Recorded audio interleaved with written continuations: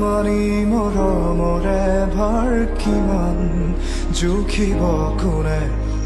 সুপ্ত নয়নৰে গুপুত অভিমান বুজাব কোনে স্মৃতি কোমল বালিচা পৰিত সময় শিশু হৈ খেলে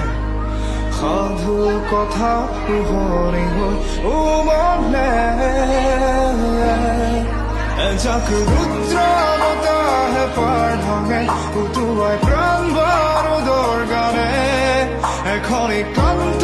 নদীৰ সীমনাধাকাৰ এখন একান্ত